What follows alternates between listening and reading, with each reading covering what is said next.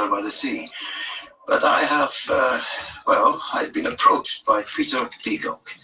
Sir Peter Peacock. He owns a department store in Warrington.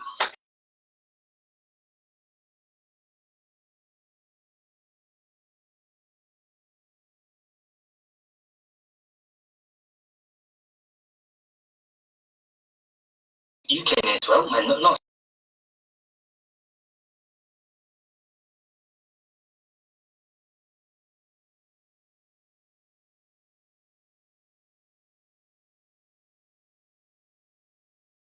Your work and your grave.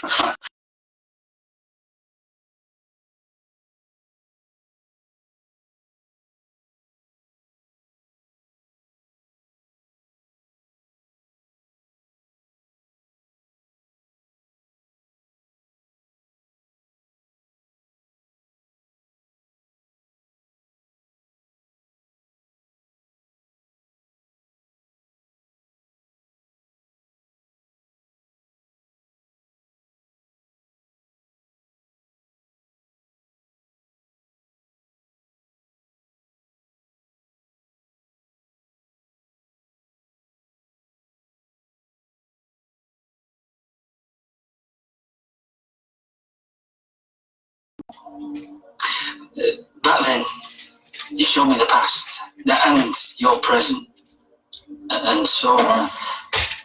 Be content with your work. Please. Why do you want to know now? I have 3 children. Recent years have been the hardest in living memory. But somehow, in amongst the chaos, people say the world has had a chance to rest. Maybe things can be reversed. Maybe mankind isn't doomed. But the future? What of that? You decided what to do with your life. It's for those living now to decide what happens next. Tell me. World sea levels will rise about a metre. A what? A yard. And that's it. Oh, there we are then. Oh, no need to fuss.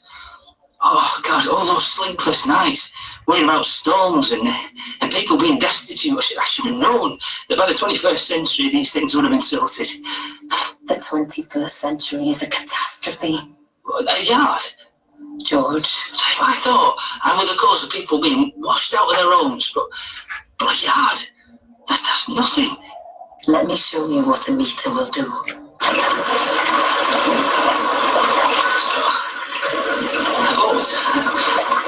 Here are your oars. I can't swim. Quickly, row. I can't get it inside. Roll on. Turn the boat and face the waves. I'm trying. Lean into the bow. Please, help me. I want to see what's coming. Help me.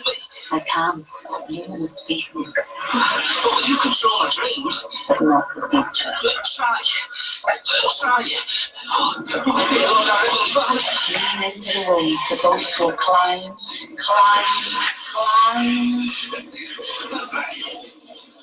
Breathe.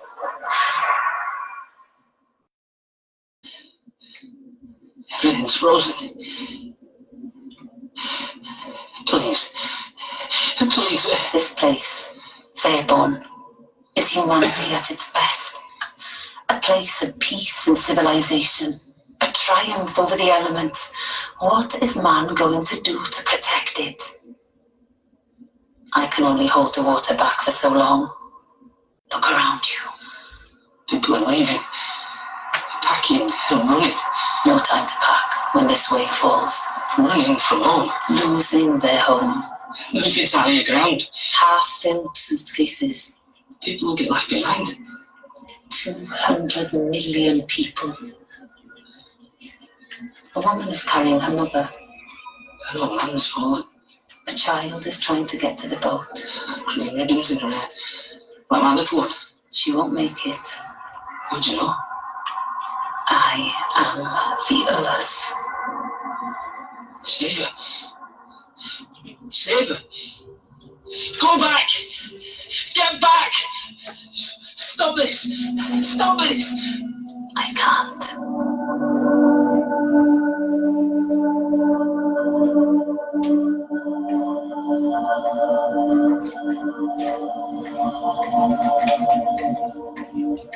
In November 2021, the UK will host the 26th Climate Change Conference in what, as David Attenborough says, may be our last chance to make a step change. We may yet act proportionally and in time.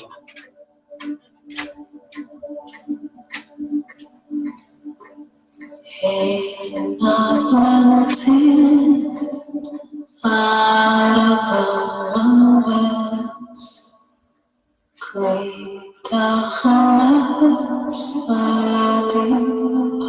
Losing Paradise by Steph Dale.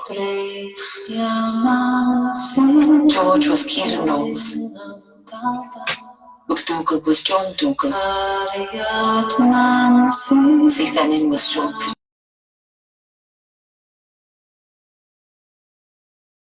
And the Earth's Lisa Jane Brown.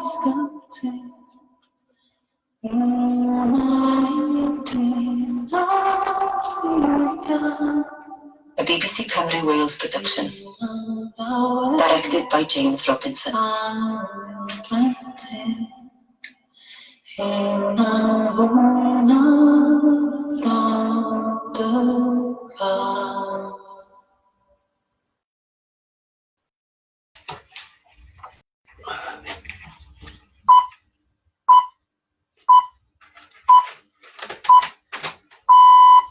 BBC News, it's 3 o'clock. The Northern Ireland Secretary Brandon Lewis is on his way to Belfast for urgent talks with political leaders after violence erupted in the city for another night.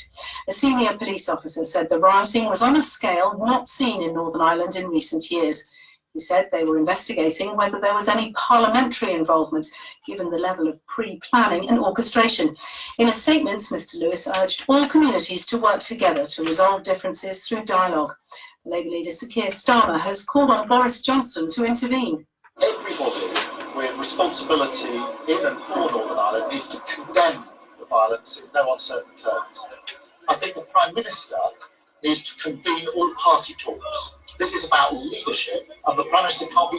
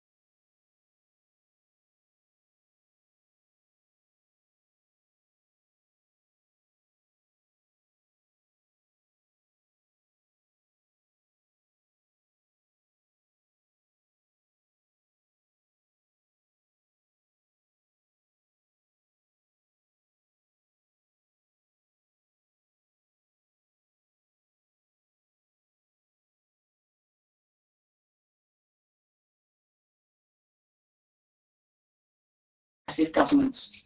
BBC News. Political thinking on BBC Radio 4. The only time that anyone has ever called me Black Boris was when I was selected. A series of conversations with people who shape our lives, about them rather than about the news. The norm for me growing up were early morning raids, British Army coming into my home.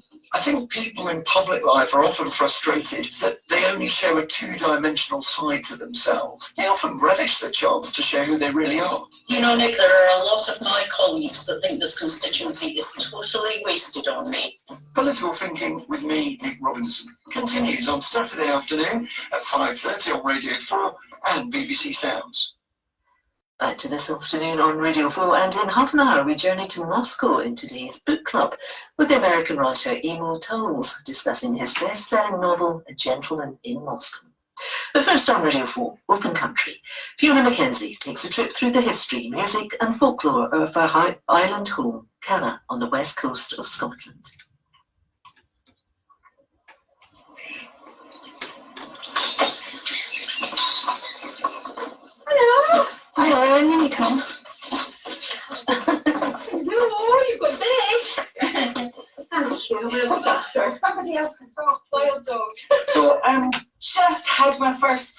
COVID jag, so that's fantastic. What a relief that is, being in such a small, isolated community. You know, it would only take one of us to get it, and it would decimate us all. So it's a huge relief. So I've got Lynn here, who's our nurse practitioner, and she comes out in a boat. So how was the crossing today then, Lynn? Lovely today, Fiona. Yeah, really calm, nice sunny day. Yeah, nice spring day. Cold though, still not warm yet. Yeah. This must be one of the most. I'm Fiona Mackenzie of the National Trust for Scotland, and this week's Open Country is from the Isle of Canna, just off the south coast of Skye, and neighbouring islands Rum, Egg and Muck, who together make the Small Isles. It's been home to myself and my husband Donald for the last 6 years, and it may be a small island measuring 4.5 miles long by 1.5 miles wide, but it does have a very varied landscape which we both come to love. What strikes me always about the Canna landscape is the word layer. Everything is in layers, from the blue to the grey to the green of the sea, and up to the mustards and the browns of the various seaweeds on the shores. Then there's the stones, the beautiful stonework we have on the island, which were used to build villages, all demolished now, but the stones have been repurposed and built into dry stone dikes to line all the fields. I'm just walking up what is an incredible tunnel of an Escalonia hedge just outside Canna House, planted in the early 1900s, and it has now grown to about 20 feet tall and 30 feet long, and provides a magical introduction to the beautiful Victorian villa that is Canna House. Canna House is the reason that I'm on the island of Canna, and I came here to work for the National Trust for Scotland in 2015 as the archivist for the precious Gaelic folklore archives, which was left for the world by folklorists Dr. John Lorne Campbell and his wife Margaret Fay Shaw, who bought Canna in 1938. Canna House itself became famous as a rather bohemian Hebridean retreat. Visitors included the writer Compton Mackenzie, who was a good friend of John and Margaret Campbell. Compton wrote much of his famous novel, Whiskey Galore, here. Whiskey Galore. In 1943, disaster overwhelmed this little island. There is no whiskey. There's a very valuable cargo on board, several thousand cases of whiskey. Anything might happen.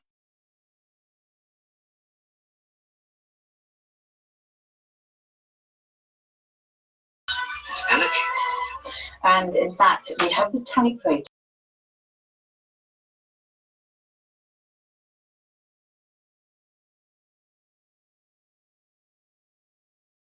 His beautiful sheepskin slippers and his monogrammed handkerchiefs, together with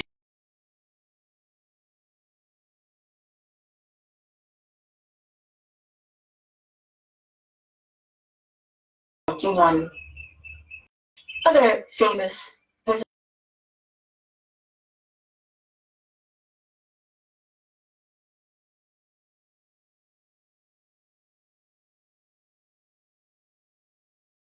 Wrote a suite of poems about Canna. And one of my favourite poems, which describes looking at the basalt crags which sit up behind Canna House and how they dominate the landscape and how their longevity and solidity are what we need in life today. To their grey heights they rise, the basalt crags thus far into blue air stayed, where force into form no father lifted. Archaic columns of fire frozen to stone, temple where winds will sing, clouds gather, till sun and ice of summers and winters totter their roxy hexagons. In vein and crevice, wild bees find sweetness of wild thyme, whose fine roots unfasten crystal by crystal, grain by grain. Canna House is actually closed at the moment for an extensive programme of refurbishment works, but visitors can still come and enjoy the garden. Beautiful manicured green lawns to the front and a very productive vegetable garden to the back, which is run by members of the community. And it's been an absolute godsend to us during lockdown to be able to have a lovely fresh supply of vegetables. When John and Margaret first came to Canna in 1938, their aim at the time was to create a Gaelic-speaking farming community, somewhat different from the usual, often absentee landlord. So they set about, over the course of the next 60 years, establishing Canna as a prosperous hill and moor farm. John Owen Campbell died in 1996 and Margaret died in 2004. They had no children, and so they gifted the island and everything on it to the National Trust for Scotland. And the National Trust for Scotland still owns it and runs Canna as it was, as a working farm with a community. The population on the island fluctuates every few years. It's home to a tiny community at the moment of 14 people, very fragile community, and one which works very hard to keep that community going. Today we still have about 1,000 sheep in the springtime after the lambing season, and herds of Highland and Belties, belted Galloways, and also we have a herd of Zborble sheep who rampage around the island, telling everybody who's boss. Where I live on Canna is right next to the farm buildings and to the workshop, so I'm just going to wander over there and see what's going on there. I'm hoping to catch a word with Murdo Jack, who's one of the longest serving residents of the island. So maintenance is done at the normal. Vehicle maintenance. Your saw chain didn't take though. That instrument out as well. So go on, Murdo. Can you remember the very first day that you came to Canna? Oh, absolutely. All those many moons ago. Well, 30 years, 31 years ago. 31. I came out here to build one of what was going to be many new houses with the National Trust, and Dan McKinnon came down to speak to us, just to introduce himself, and he told me just come up to the house anytime, and I'll get you some oilskins. I notice you've got no oilskins on you, boy, he says to me. we were badly organised, like, you know. An essential for Canna. Oh, I definitely. You'd never look back. No. You'd never go back to the mainland. Never go back to the mainland. And the mainland to me is for a dentist, well, in the old days, when things were normal, was a 2 visits a year, and that was a 6 monthly dentist appointment. But 2-3 days in the mainland, and I'm kind of all on board. You know, You're bored on the mainland board. I like to go out in the morning, so I like to go feed the animals. That's if I can get out for that 2 hours in the morning in the winter. That's me. I'm quite happy for the rest of the day. I think. See the same. That's like serial numbers and the size of it. I would like to see more people here, but it's the work problem. There's no work for them. And although people say, well, you can work from home nowadays, that's still proving pretty difficult out here, even with internet connections. And I would like to see it with more new houses, and we need more people.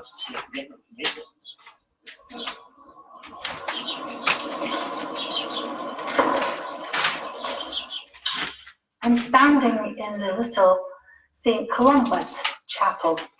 Lovely little chapel, seats about 40 people. 2 beautiful stained glass windows, and it's used regularly in normal times for Mass when a priest comes to visit the island every couple of months or so. And the island is traditionally Roman Catholic. We also have 2 other churches on the island. There's the Rue Church, which is the Presbyterian chapel, and we also have the big St. Edward's Church. It was built in honour of the Marquis of Bute and has never really functioned for very long as a workable church because there were big problems in the construction of it. Seeing as we're here in the chapel today, I thought I might take the opportunity to sing a little bit, just to sing a couple of verses of a song, take advantage of the lovely acoustics there are in here. So this is a Gaelic hymn, and it's called the St. Columba hymn, or Loi Chalanchillia. Lord on Acher don Bach, Ston Spirat Ronuv, Vater and Son, Amen. Curi Pascal dabei, an Equiaste Gunnar, Kasper Sashgulden Grasen Gabur.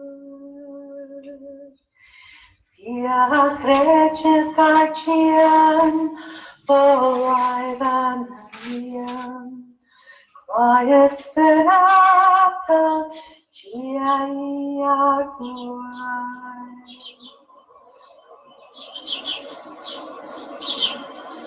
I'm up at Tyard, the guest house, which is up the hill behind Cara House, and I'm speaking to another Fiona Hutton, who runs the guest house there.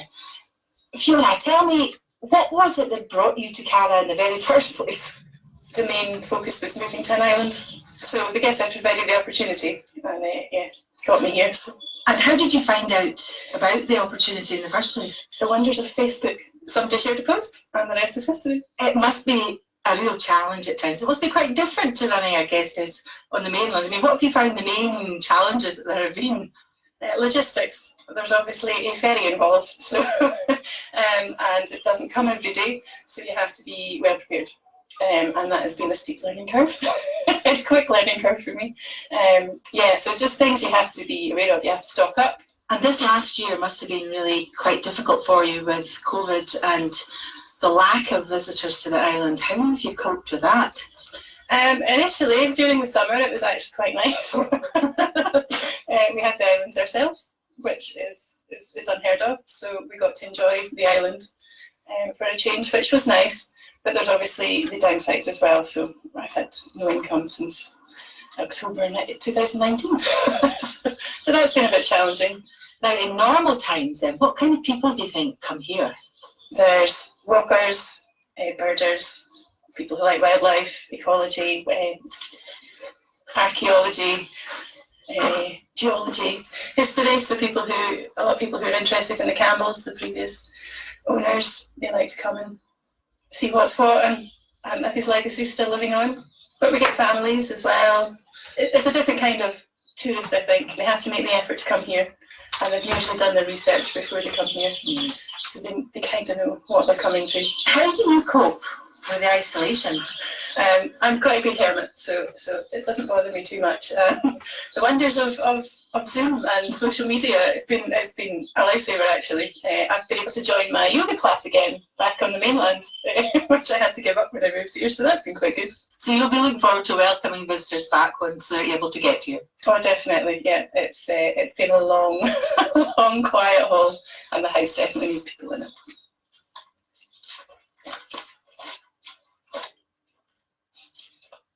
And see some other wee bulbs coming up. There's some wild garlic coming through, and that's always has a lovely aroma. It's a wee bit early yet for the bluebells to come up. Yeah, they should be next. So we'll get some daffies and then some bluebells and wild garlic. I think that Cana is really well off for wild garlic, and people are always surprised by it. It's everywhere. I think half the world's supply is on Cana. Do you use it for cooking? I do, yeah. It just covers my garden. 2 acres of land up there, it just absolutely covers it. The absence of any visitors so far this year means that Fiona has a little bit more spare time. So I'm going to take a walk up to the top of the hill here and walk with her to some of the sites to which she would normally direct her visitors. We're just walking over the field towards the Celtic cross, which is quite a feature of the Cana landscape. Yeah, it's pretty steps old. Yep. It's not a full cross. It's about, 6 feet, maybe 7 feet tall. and there's one arm of it has been broken off. And it's particularly notable, I think, because of the pockmarks on it. And apparently that was because the stone used to be used as a target for target practice during the Napoleonic Wars. When a ship would be out in the bay, they would station a sailor on the hill over there, and then they would target it, line it up with the Celtic cross. I don't quite know how they did it, but they used to use it as target practice. And the previous archivist in Canna House, Magda, she found a cannonball, which we have in Canna House now. I did not know that.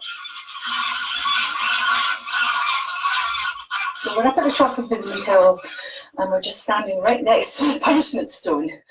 And Fiona has got her thumb in the hole in the punishment stone. So tell us what you're doing, Fiona. I have no idea. There's a hole shaped like my thumb, so I thought I'd stick it in there. As I've heard, this was where people came and were left. Their thumb was jabbed right into the hole, and they were left here until suitably punished. It's quite an emotional kind of place, isn't it? It's very atmospheric. It is. I do like just to come up here and sit with my back, depending where the wind's blowing, obviously, with my back against and just relaxing and taking in the view. It's nice. It's a nice, peaceful area. And of course, in front of us, we've got the blessing stone or the cursing stone. Have you ever tried it? No. It's a stone which is about 8 inches in diameter, and it sits in a little stone well. And if you turn it 3 times clockwise and make a wish, your wish is supposed to come true. Did you not know that? I had heard that, yes, but I've never tried it. Attempted it. Well, you know, because it'd all be called a cursing stone. I didn't know it was a wish stone. Yeah, a lot of stories attached to it, I think. But over there in the distance, we've got what looks to the untrained eye like a little pile of stones. Do you know what that is, Fiona? Oh, that's the fairy stones. Ooh. So legend would have it, if you left your shears there overnight, they would be sharpened by the morning by the fairies. Have you ever tried it out? I don't have any shears, so no. I should put my scissors there, see what happens. Yeah, let me know then if it works. Yeah.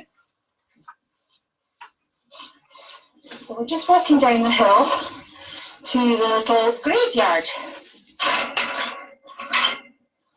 where there's a Merchant Navy war grave. What can you tell us about this, Fiona? This is the grave of Charles Bridges, who was the skipper of a steam trawler, the William Humphreys, and it was sunk by a German U-boat in 1941, I think, just 40 miles north off the coast of Northern Ireland. And some of them were washed up on some of the islands. So Charles was here, there was one on Barra, 2 on Skye, and I think there were about 11 that were never recovered. So sad story, but I'm glad we could give him a resting place. And there's a little bunch of red poppies just above it, which is very fitting, I think. Very peaceful place to lie and rest, and perhaps one day some of his relatives might be able to come and visit it. That would be nice, yeah.